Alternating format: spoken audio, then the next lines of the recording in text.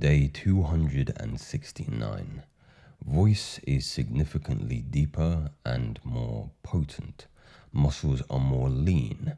This might actually be, and I'm just theorizing here, but as we are a masculine theory, I think I'm in the perfect place to theorize, a consequence of androgen receptor sensitivity being very, very sensitive to any free-base testosterone that is now flowing through your bloodstream. I think one of the number one misconceptions, gentlemen, about this notion of celibacy, as we are in the SR subreddit right here, is the notion that after that Chinese study delineates a peak of testosterone, free-base testosterone, by around 145.7%, testosterone levels go back down. And most people will say, well, this, Joseph, is clear data to show that, hey, SR, celibacy, abstinence has no effect on testosterone. But here's the thing. We're not just speaking solely about testosterone. In fact, when men discuss this idea of elevating their testosterone, that's actually not what they mean. What they mean is testosterone is a system for the outcome that they want. And the outcome that they want is masculine gene expression. Free-base testosterone is a means for maximum gene expression through masculine characteristics, right? So this notion that testosterone levels go back down is only one small piece in this particular puzzle. The other piece in this puzzle is that AR receptors, androgen receptors, which are a protein that moves free-base testosterone from the blood into the cell. The AR sit in the cytoplasm, and then the AR acts as a mediator for free-base testosterone to move from the blood into the cell, into the nucleus of the cell, and then upregulate masculine gene expression, bone density, muscle growth, hair growth, all these things that they are seeking. And there have been studies, I've mentioned in my previous videos, I'm going into extreme detail and nuance, that discuss this idea that sexual exhaustion, sexual fatigue actually minimizes androgen receptor sensitivity in different parts of the brain. So the claim here that muscles are more lean, dense, grow more in size is a consequence of not just or not elevated testosterone levels, but increased sensitivity in the receptors that allow for the permeation and the expression of testosterone. So, checkmate there. Endurance is very, very high. I've ran a good bit in my life, but 2 miles feels way easier than it should do. Sleep recovery is at an all-time high. So also interesting anecdote for myself personally is that dreams are extraordinarily vivid. Like a psychedelic trip. I am let's just say I'm acquainted with psilocybin and other psychedelics. And it's interesting to me the continuity of those trips and just going to bed at night when I leave myself alone for long periods of time. I pulled a 65-hour work shift week in 5 days, averaging 4 hours of sleep, and I was barely phased, although that is not sustainable for obvious reasons. Interesting other anecdote for me is one of the first benefits, physiological changes that I experienced was increased energy. And I've mentioned that many, many times before, that the most palpable difference to when I am taxing myself sexually and then when I am not is I don't need to sleep as much. I really, really don't. And I've experimented with this because I believe sleep is very personable and it really depends on, what you're doing in terms of a quota physically and mentally that is going to determine whether or not or how much, sleep you get or don't get. It's going to be a tailored approach to you. My experimentation is that I don't need 8 to 9 hours. I do very well on kind of 7. But again, it depends on what phase I am in my particular life. If I'm working on a big project, if I'm doing something that's physically demanding, then again, I'm gonna take that siesta. By the way, a lot of angry individuals on my previous video saying that I'm against siestas. I didn't say I was against siestas, napping, for those of you not familiar with the more Latin Hispanic vernacular. I said that I was against being observed taking a siesta in the eyes of your lady. That may be seen as something, she may interpret that as apathy and lethargy, which is unattractive, just to clarify that point. I do not lift weights, bad idea, but I do engage in cardio and approximately 2 hours of meditation, qigong, and breathwork, daily breathwork, very, very important to move that energy, and have been doing so every day the last 41 days straight. And just a little reminder here, this individual is counting days, otherwise, but I am against it. Yeah, it comes from a place of lack, counting days. Are you counting the days, or are you counting to your next failure? Interesting meditation. I'm not saying anything. I'm just inviting you to mull over that concept. I'm performing at my optimum right now at 28 years young, ditto, with a profound window for improvement. The Qigong practice I do also helps build testosterone. This is the next step for men who want to learn how to circulate the life force through their body for at least double the nerve power, if I could estimate. Yeah, there's certainly a sensitivity. I mean, you can go into the spiritual element here and talk about, energy and chi and all these other bits and pieces that are synonymous with what this individual is saying in a more scientific lens, because I'm trying to ground a lot what I'm saying in more rationality for those individuals that are cynical, because I want to convince you, maybe that's not the word. I want to build a steelman argument, a steelman point. And the idea here is that you're building more bioelectrical energy. Your nervous system is electric. And we know there's a continuity in those individuals who are taxing themselves sexually, getting fatigued, getting exhausted, and conditions that are rooted in weakness in the nervous system. One of the big ones is neurasthenia, which is weakness of the nervous system. There's a long paper done by Dr. Walkman, I believe. I may be getting that wrong. It's on my Patreon. There's 3 hours worth of content where I go into his paper regarding the research behind the fact that sexual exhaustion has shown on many occasions to tax your nervous system.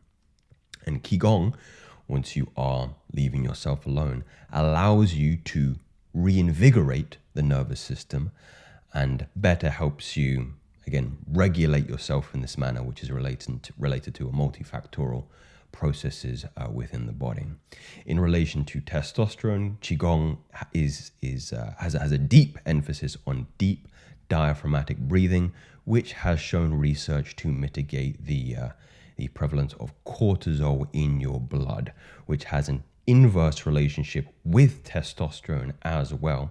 There's actually a phenomenon called cortisol steal, which means that the same building blocks that are used to build testosterone are the same for cortisol. So if you're living in chronic stress, your body is using the same materials to produce cortisol. It then cannot produce or build testosterone because, again, the bricks are going to cortisol. They're not going to testosterone. So again, a lot of bold claims here, but they're backed up with science, with empirical, rational, and objective measurements. I'm transitioning to strictly fruits and vegetables. My body does not need meat and certainly no artificial foods, but that is my perspective. Hey, I respect it. There's something for me, I'm not quite convinced of the frugarian or vegetarian diet. Really depends on your outcomes because I'm very physically active. I find that saturated fat and saturated meats in fat, such as red meat, is very, very good for me. Good for my skin, good for my strength, good for my libido, testosterone. I've tried it. I have tried it. Doesn't work for me. Doesn't give me the outcomes that I would like. And by the way, guys, because I can already feel a vegetarian, a vegan typing, I didn't do it right. And that's okay. I respect your opinion. Put it down. Put it down if you want. But here's the point. You want to be thinking outcome basis, not correct, right? Not correct. There is no right. There is no wrong. There is what works best for you. Doesn't work for me at the time that I tried it, for the purposes I wanted it for. Okay. It's not to say that a vegetarian, vegan, frugarian, diet is not beneficial for you at this particular point. If it's working for you, beautiful. I applaud you. I respect you. Keep doing yourselves. But for me, my diet we can agree on artificial foods here. I'm certainly trying to make a conscious effort, they're not always perfect, to only choose food products that are limited in ingredients, raw, and again, untainted by the production and manufacturing process. And I think that's something that we can all agree on. I've been celibate for 276 days, hasn't had a nocturnal emission, praying and meditating to have dominion over lust. I believe it weakens the lust energy quicker than no conscious action towards it. You're praying and meditation. Now, the rationality behind this, and rationality is important, by the way, guys, because it helps with your conviction. It persuades you. It allows you to take an action with more diligence and with more ruthlessness. The rationalization behind this is that it's all energetic, right? Praying and meditation they oscillate on David Hawkinson's consciousness scale north of 600. North of 600. And that's the same if you read scripture like the Quran, like the Holy Bible, like the Bhagavad Gita, like the Upanishads, like the Tao Te Ching, like the Torah. These things are very high in vibrancy and oscillation. And if you want to very quickly change your state, read scripture, pray, meditate, and it moves you so far beyond the dull, low wave of lust, which I believe oscillates around 150, 125. You can't be touched. You can't be touched. And you'll stop touching yourself. Pause. Let's continue. I started noticing the changes significantly, I would say, in around 90 days. Wonderful.